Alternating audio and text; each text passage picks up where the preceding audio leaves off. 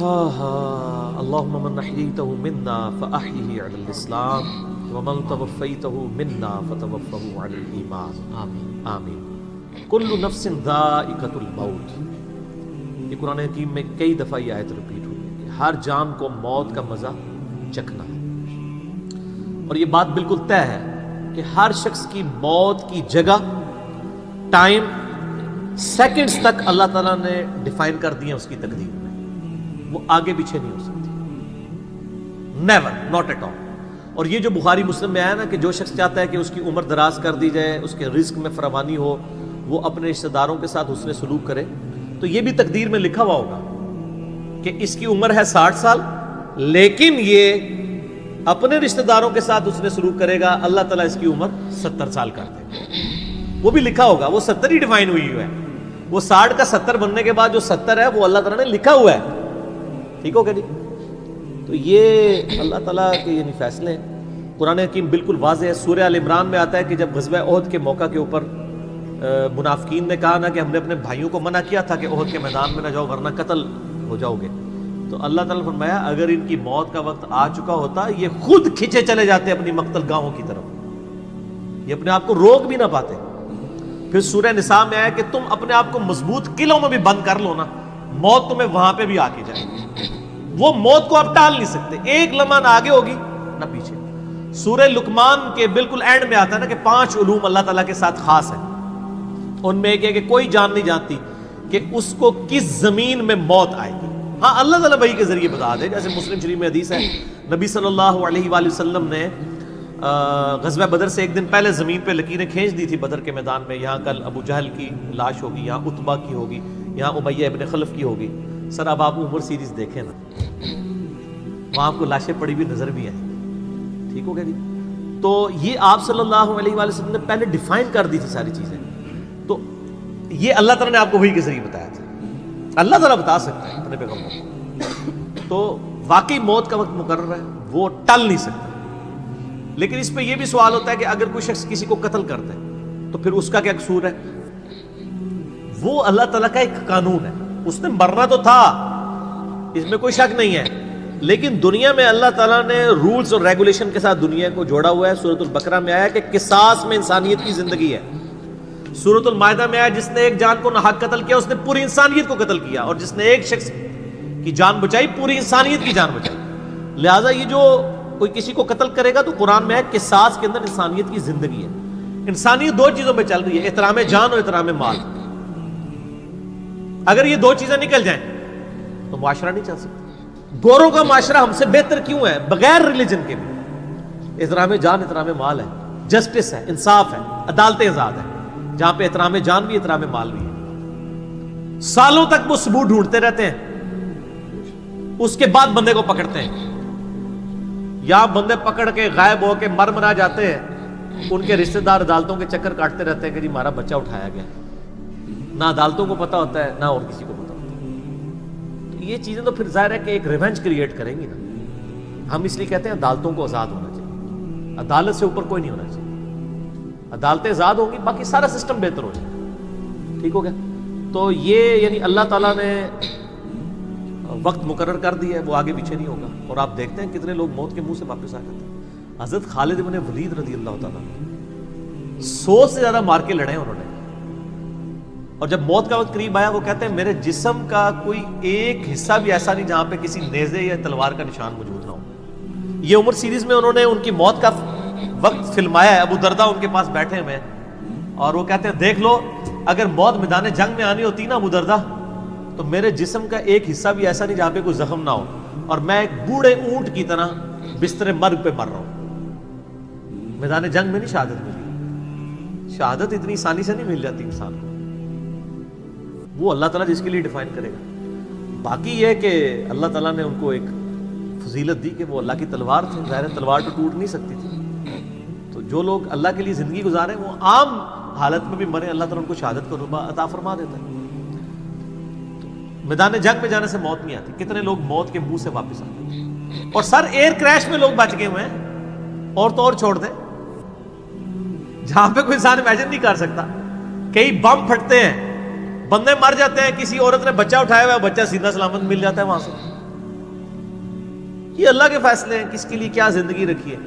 وہ اسی لیے کہا جاتا ہے نا کہ مارنے والے سے جو بچانے والا جو ہے نا وہ بڑا ہے. یعنی وہ ویسے تو مارنے والا بھی اللہ ہی ہوتا ہے، لیکن وہ اس حوالے سے کہا جاتا ہے کہ دنیا میں اگر کوئی سمجھتا ہے نا کسی شخص کو مار سکتا ہے تو، اور اگر اللہ نے اس کی موت نہیں لکھی ہوئی تو نہیں ہے. موت انسان کی زندگی کی حفاظت کرتی ہے. سر میری سب سے بڑی محافظ میری موت ہے.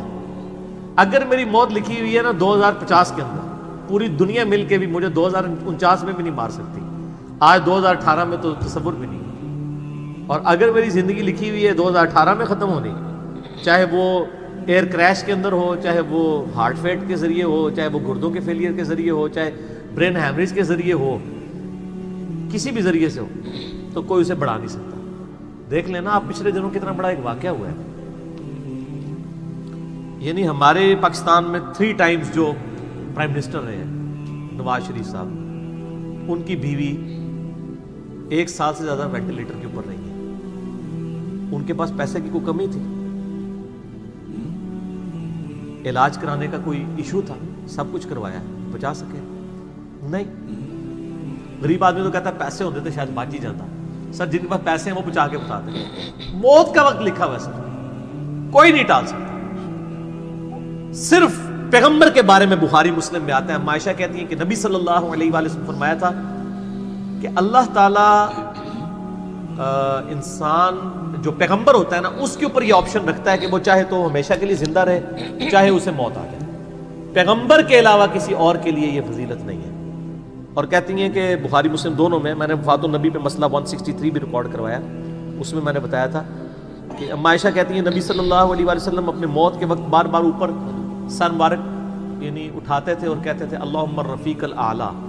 تو کہتی ہیں میں نے جان لیا کہ حضور اپنی صحت مند زمانے میں کہا کرتے تھے کہ موت کے وقت نبی کے اوپر پیش کیا جاتا ہے، چاہے تو وہ دنیا میں رہے چاہے اسے موت آ جائے. تو مجھے لگتا ہے کہ نبی علیہ السلام پہ اس وقت آفر وہ پیش کی جا رہی ہے اور آپ کہہ رہے ہیں اللہ مجھے رفیق الاعلیٰ کے ساتھ ملا لے. تو میں نے کہا مجھے اب پتہ چل گیا کہ آپ صلی اللہ علیہ وسلم کو یعنی وفات ہو جائے گی آپ کی. یہ نبی کے لیے خاص ہے اور کسی کو کوئی آپشن نہیں ملتا. وہ بخاری مسلم میں موجود ہے نا حدیث، حضرت موسیٰ علیہ السلام کے پاس حضرت اسرائیل علیہ السلام، اسرائیل کا لفظ تو یعنی تفسیر طبری میں اور یہودیوں کے ہاں ملتا ہے، یہ بین اہل سنت کے ہاں بھی رناؤنڈ ہے. اصل میں لفظ ہے ملک الموت، دونوں لفظ ٹھیک ہے. ملک الموت علیہ السلام حضرت موسیٰ علیہ السلام کے پاس گئے، انہوں نے آگے سے تھپڑ مار دیا، ان کی آنکھ نکل گئی، انسانی شکل میں آئے تھے. تو وہ اللہ تعالیٰ کے پاس شکایت لے کے گئے کہ تو مجھے اس شخص کے پاس بھیج رہا ہے کہ جو مرنا نہیں چاہتا. اللہ تعالیٰ نے فرمایا اس کو جا کے کہو کہ تم جو ہے وہ بیل کی پشت کے اوپر ہاتھ رکھو، تمہارے ہاتھ کے نیچے جتنے بال آ جائیں گے نا اتنے سال بھی زندگی تمہاری اور بڑھا دی جائے، سینکڑوں سال. حضرت موسیٰ نے کہا اس کے بعد ان کا اس کے بعد موت، کل نفس ذائقۃ الموت، موت تو سب کو آنی ہے، ایک ہی ہے جسے موت نہیں آنی. یا حی یا قیوم برحمتک استغیث، اے خود سے زندہ اور ہر چیز کو تھامنے والے، باقی وہ سب کو موت آنی ہے. تو انہوں نے کہا پھر بعد میں آنی ہے تو ابھی کیوں نہیں؟ موت نہیں کوئی ٹال سکتا سر، ورنہ پیغمبروں کے لیے ٹل جاتی. وہ پیغمبروں کو جو آفر بھی لگائی گئی ہے وہ یہ نہیں ہے کہ ہمیشہ زندہ رہیں گے، نہیں، قیامت ہے، قیامت میں تو سب کو موت آ ہی جانی ہے. ٹھیک ہے نا. اور پھر ایک وہ وقت بھی ہوگا جب اللہ تعالیٰ پوچھے گا لمن الملک اليوم، تو کوئی جواب دینے والا نہیں ہوگا، سب کو موت آ چکی ہوگی، سارے فرشتے، جنات، انسان، مخلوقات. اللہ خود ہی جواب دے گا للہ الواحد القہار، سورہ المومن میں آتا ہے. آج کے دن اس واحد قہار کی حکومت ہے. اللہ تعالیٰ پوچھے گا کہاں ہے آج وہ جابر حکمران، بڑے بڑے بادشاہ کدھر ہیں؟ تو اللہ کے لیے کوئی مسئلہ ہے کسی کو یعنی پلک جھپکنے میں مسل دینا؟ تو موت اللہ تعالیٰ نے ڈیفائن کی. اور موت کیا، آپ کو جو تکلیفیں پہنچتی ہیں سر وہ بھی ڈیفائنڈ ہے. قرآن میں وَلَنَبْلُوَنَّكُمْ بِشَيْءٍ مِّنَ الْخَوْفِ وَالْجُوعِ وَالنَّقْصِ مِّنَ الْأَمْوَالِ وَالْأَنفُسِ وَالثَّمَرَاتِ، ہم ضرور تمہیں آزمائیں گے تھوڑے سے خوف سے، بھوک سے، جان اور مال میں نقصان سے، پھر چیک کریں گے کون ہے صبر کرنے والا. اور جو صبر کرنے والا ہے اذا اصابتهم مصیبت قالوا انا للہ وانا الیہ راجعون. تو پھر ان لوگوں کے ساتھ اللہ تعالیٰ ہوتا ہے جو کہتے ہیں ہم بھی اللہ کی طرف سے آئے تھے، اللہ کی طرف چلے جائیں گے، یہ تکلیف بھی آئی تھی الٹیمیٹلی تو چلی جائے گی نا. ان اللہ مع الصابرین، اللہ تعالیٰ صبر کرنے والوں کے ساتھ ہے. اس حوالے سے ایک آیت قرآن حکیم کی بڑی کریٹیکل ہے، مجھے ضمناً یاد آ گئی، سورہ الحدید کے اندر ہے. بہت کرٹیکل آیت ہے، اور یہ ٹاپک قرآن حکیم میں صرف سورہ الحدید کے اندر ہی ایڈریس ہوا ہے، اور جس طریقے سے یہ شد و مت کے ساتھ بیان ہوا ہے نا، آیت نمبر 22-23، اعوذ باللہ من الشیطان الرجیم، ما اصاب من مصیبت فی الارض، کوئی مصیبت بھی زمین میں نہیں آتی، ولا فی انفسکم، اور نہ تمہاری جانوں میں، یعنی زمین پہ جتنے زلزلے آتے ہیں، طوفان آتے ہیں، سونامی آتے ہیں، قحط پڑتا ہے، یہ جتنے بھی عذاب آتے ہیں یا تکلیف آتی ہیں، اور نہ تمہاری جان میں، یعنی کسی کو کینسر ہوتا ہے، کسی کے گردے فیل ہوتے ہیں، کسی کی آنکھ ضائع جاتی ہے، کسی کے اوپر فالج کا اٹیک ہو جاتا ہے، کسی کو ہارٹ اٹیک ہوتا ہے، اللہ تعالیٰ فرماتا ہے یہ ساری تکلیف چاہے زمین پہ ہیں یا تمہاری جانوں پہ ہیں، الا فی کتاب من قبل ان نبرأها، وہ تو پہلے ہی ہم نے لوح محفوظ پہ لکھی ہوئی ہے، اس سے پہلے کہ ہم ان کو بھیجے، ڈیفائن ہے، ہونا ہے کہ فلاں تاریخ کو اتنے بجے اس کے ساتھ یہ ہوگا، یہ ڈیفائن ہے۔ ان ذالک علی اللہ یسیر، بے شک یہ اللہ کے لیے بہت آسان ہے، ٹینشن نہیں لینی کہ یار یہ کیسے ہو سکتا ہے کہ پہلے ہی پتا ہو، اربوں انسانوں کے ساتھ اربوں واقعات، اور صرف انسان نہیں باقی مخلوقات کے ساتھ، اللہ فرماتا ہے میرے لیے تو آسان ہے، لیکن اس کی ریزن بتائیے کیوں ہے، لِكَيْ لَا تَأْسَوْا عَلَى مَا فَاتَكُمْ، یہ ہم نے اس لیے کیا تاکہ جو تم سے بات، جو نعمت تم سے چھن جائے تم اس کے اوپر افسوس نہ کرو، وَلَا تَفْرَحُوا بِمَا آتَاكُمْ، اور نہ تم شیخی بگاڑو جو تمہیں نعمت ملے اس کے اوپر، اچھائی ملے تو یہ نہ کہو بڑا میرا کمال ہے، وہ تقدیر میں تھی، ملنی تھی، اور اگر کوئی چیز چھن جائے تو افسوس نہ کرو، واللہ لا يحب كل مختال فخور، اللہ تعالیٰ کو شیخی بگاڑنے والے پسند نہیں ہے۔ یہ آیت نمبر 22-23 بتا رہی ہے سورۃ الحدید کی کہ زمین و آسمان پہ جتنی بھی تکلیف انسانوں پر، جنات پر، جانوروں پر آتی ہیں وہ ڈیفائنڈ ہے، اور انہی تکلیف میں سے ایک بڑی تکلیف موت ہے، وہ بھی ڈیفائنڈ ہے، وہ کوئی ٹال نہیں سکتا، کوئی کسی کی موت کو ٹال نہیں سکتا، اور نہ کوئی کسی شخص کو موت دے سکتا ہے۔ آپ دیکھیں لوگوں نے کتنی ایفرٹس کی ہیں، خود ہمارے نبی صلی اللہ علیہ وآلہ وسلم پہ کس قسم کی ایفرٹس کی گئی ہیں، اللہ تعالیٰ نے آپ کو کس طریقے سے مکے سے نکال کے مدینے تک پہنچا دیا، اور وہ بخاری مسلم میں بڑی مشہور حدیث ہے، آپ تو صرف درخت کے نیچے آرام کر رہے تھے، تلوار سائیڈ پہ لٹکائی ہوئی تھی، ایک عرابی آیا دشمن، اس نے موقع غنیمت جانا کہ آپ سوئے ہوئے ہیں، اس نے تلوار اٹھائی اور نبی صلی اللہ علیہ وسلم کے یہاں پہ رکھ دی اور کہا محمد آج تجھے میرے ہاتھوں سے کون بچائے گا؟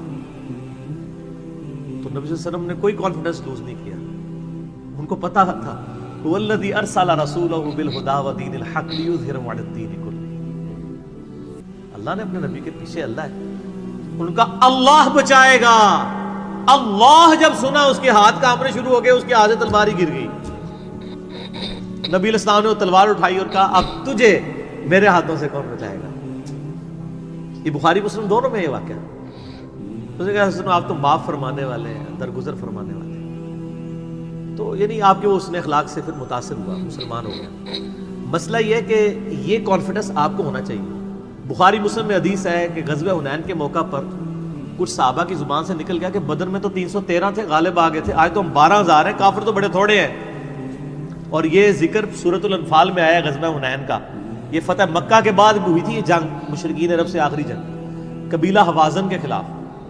اللہ کا ماتا جب تم نے یہ جملہ بولا نا پھر تمہیں بھاگنے کی جگہ نہیں ملتی تھی، حوازن کے لوگوں نے جب تیر چلائے تو 12,000 میں سے صرف 80 بندے نبی علیہ السلام کے ساتھ رہ گئے، باقی سب بھاگ گئے۔